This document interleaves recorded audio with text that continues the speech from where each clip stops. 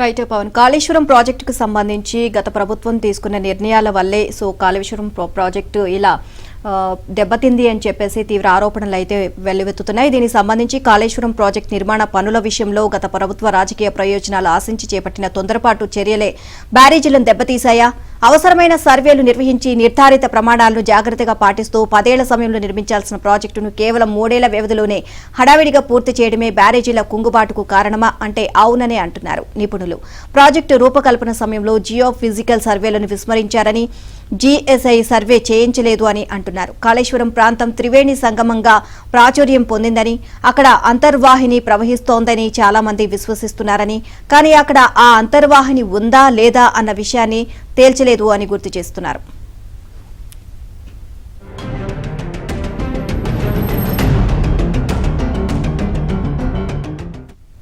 బ్యారేజీల నిర్మాణ ప్రదేశాల్లో 100 మీటర్ల లోతు వరకు భౌతిక స్థితిగతుల డేటాను సేకరించాల్సి ఉండగా కేవలం 25 మీటర్లకే పరిమితమయ్యారని గుర్తు చేస్తా ఉన్నారు. అంతేకాకుండా సుందిళ్ల, అన్నారం, మేడిగడ్డ బ్యారేజీల 3 జీఎస్ఐ డేటా అందుబాటులో లేదని చెబుతా ఉన్నారు. ఇక మేడిగడ్డ కుంగిపోయేందుకు చిన్న లీకేజీలే పెను విపత్తుకు కారణమని ఎన్డీఎస్ఏ ప్రాథమికంగా పరీక్షల్లో తేల్చినా ఏడాది కాలం పాటు నిర్వహణను నిర్లక్ష్యం చేశారని చెప్తా ఉన్నారు. మొత్తంగా కాళేశ్వరం ప్రాజెక్టుల నిర్మాణంలో స్టాండర్డ్ ఆపరేటింగ్ ప్రొసీజర్ను అనుసరించలేదని అంటున్నారు.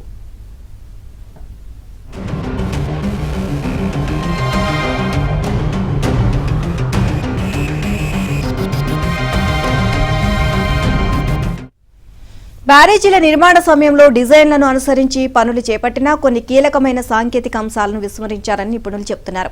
ముఖ్యంగా బ్యారేజీల ఫౌండేషన్ సందర్భంగా ఫైల్స్, డ్రాఫ్ట్ల నిర్మాణం సమయాల్లో నిర్ధారిత ప్రమాణాలను పాటించలేదని అంటున్నారు.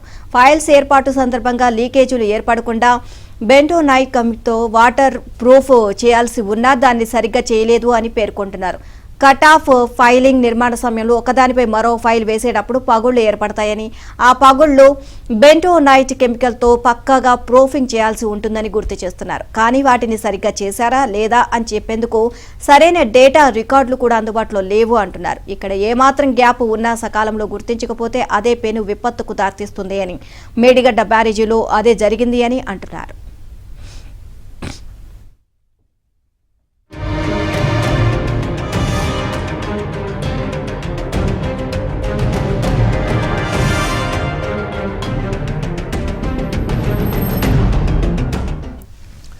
దీంతో పాటు బ్యారేజీలో అంతర్గత ప్రవాహం తీవ్రత అధికంగా ఉంటుందని, ఇసుక మధ్యలో నుంచి చిన్నగా మొదలయ్యే లీకేజీని పట్టించుకోకపోతే లీకేజీల తీవ్రత పెద్దగా మారి బ్యారేజీ పియర్ల బరువు కారణంగా ఫౌండేషన్ కుంగిపోతుందని మేడిగడ్డ 7వ బ్లాక్లో అదే జరిగిందని చెప్తా ఉన్నారు. ఇక ఇన్నాళ్లు ఇసుక ఉండడం వల్ల సింక్ హోల్స్ కనిపించకుండా పోయాయని, తాజాగా పరీక్షల కోసం ఇసుక తీసేయడం వల్ల ఆ రంధ్రాల తీవ్రత బయటపడిందని అంటున్నారు. ఇక బోర్ హోల్స్ వేసిన ప్రదేశంలోనే బ్యారేజీలు నిర్మించారా లేదా అని చెప్పేందుకు కూడా అవసరమైన సమాచారం లేదన్నారు. ముఖ్యంగా బోర్ హోల్స్ వేసినప్పుడు రాతి అవశేషాలను నిల్వ చేసే పరిస్థితి ఉంటుందే తప్ప ఇసుక ప్రాంతం కావడం వల్ల అక్కడ ఏం జరిగిందో చెప్పేందుకు ఆధారాలు లేని పరిస్థితిని సృష్టించారని చెప్పారు.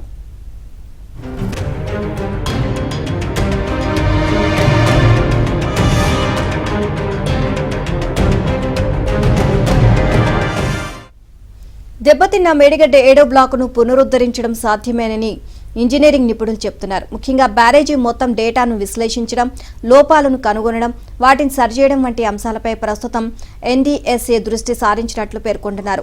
ఇటీవల 2 దఫాలుగా పర్యటించి వెళ్లిన ఎన్డీఎస్ఏ నిపుణులు డ్యామ్ సేఫ్టీ అథారిటీకి అదే విషయాన్ని తేల్చి చెప్పినట్లు వెల్లడించారు.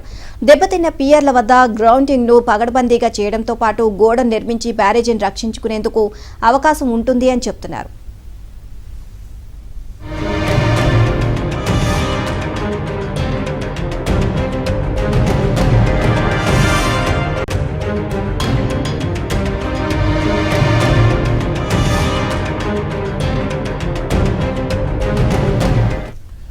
మేడిగడ్డ బ్యారేజీ బ్లాక్ 7లో పిల్లర్ల కుంగుబాటుకు అంతర్వాహినులే ప్రధాన కారణమని తెలుస్తోంది. వీటి వల్లే బ్యారేజీ కింద భారీ స్థాయిలో ఇసుక జారిపోయి అగాధం ఏర్పడినట్లు భావిస్తున్నారు. బ్యారేజీ పిల్లర్లు కుంగిన తర్వాత ప్రభుత్వానికి ఇచ్చిన ప్రాథమిక రిపోర్టులోనూ అంతర్వాహినుల ప్రభావాన్ని ప్రస్తావిస్తూ ఇంజనీరింగ్ అధికారులు వివరణ ఇచ్చినట్లు సమాచారం.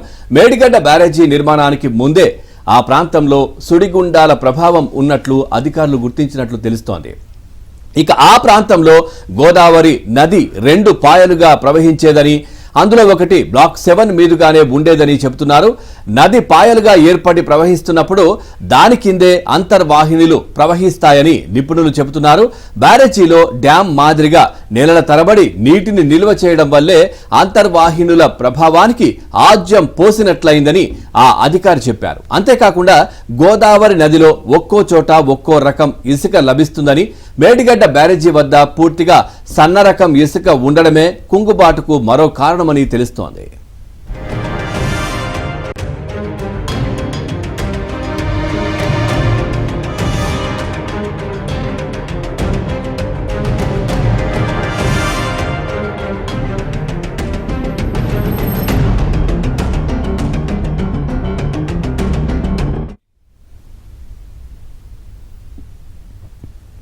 ఇక మేడిగడ్డ బ్యారేజీ 7వ బ్లాకులో చేపట్టిన తాత్కాలిక మరమ్మతు పనులు చివరి దశకు చేరుకున్నాయి.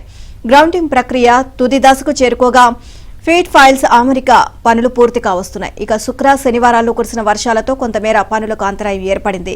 గతంలో న్యూఢిల్లీకి చెందిన సిఎస్ఎంఆర్ఎస్ బృందం పలు పరీక్షలు చేసి వెళ్లింది. బ్లాక్ 7లోని గేట్ల ఎగువన దిగువన సేకరించాల్సిన మట్టి నమూనాల పనులు నిర్మాణ సంస్థతో పాటు స్థానిక అధికారులకు కూడా అప్పచెప్పి వెళ్లింది. ఓవరాల్ ఇదే అంశానికి సంబంధించి మరింత సమాచారాన్ని మా కరెస్పాండెంట్ నవీన్ అడిగి తెలుసుకుందాం. నవీన్, నీలిమ, రాజకీయ లబ్ధి కోసమే ఈ తొందరపాటు పనుల వల్లే ఈ కాళేశ్వరం ప్రాజెక్ట్ అంతా కూడా గందరగోళంగా మారింది, లోపాల మయంగా మారింది అనేటువంటిది అయితే తేట తెల్లమవుతుంది. ఎన్డీఏసీఏ ప్రకటించినటువంటి రిపోర్ట్స్ లో సంచలనమైనటువంటి విషయాలు వెలుగు చూస్తున్నాయి. ప్రాజెక్టులో ఇక్కడ కాళేశ్వరం ప్రాజెక్టులో భాగమైనటువంటి అన్నారం, సుందిల్లా, మేడిగడ్డ ఈ బ్యారేజ్లకు రోజు రోజుకు విశ్లేషణ చేసే కొద్దీ లోపాలన్నీ బయటపడుతున్నాయి.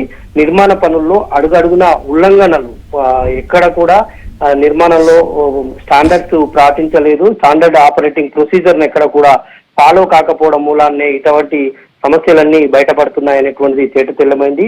ఏడాదిన్నర పాటు లీకేజీలపై ప్రాజెక్టులో ఏర్పడినటువంటి అన్నారం, సుందిల్లా, ఇటు మేడిగడ్డ, ప్రధానంగా మేడిగడ్డ 7వ బ్లాక్ లో ఉన్నటువంటి లీకేజీల పైన దృష్టి పెట్టలేదు. మెయింటెనెన్స్ ఏడాది పాటుగా మెయింటెనెన్స్ కూడా గాలికి వదిలేయడంతో ఇది పెరిగి పెద్దదై మొత్తం కుంగుబాటుకు గురైంది అనేటువంటిది ఎన్డీఏసీ రిపోర్ట్ లో వెల్లడించినటువంటి పరిస్థితి. తర్వాత 100 మీటర్ల వరకు భూభౌతిక స్థితిగతుల డాటాను సేకరించాల్సి ఉంటుంది. ప్రాజెక్టు నిర్మించేటప్పుడు, మేడిగడ్డ బ్యారేజ్ నిర్మించేటప్పుడే 100 మీటర్ల లోతు వరకు భూభౌతిక పరీక్షలు చేయాల్సి ఉంటుంది. కానీ కేవలం ఇక్కడ 25 మీటర్ల మేరకు మాత్రమే చేసి వదిలేశారు. ఇది కూడా ఒక కారణంగా చెప్తా ఉన్నారు.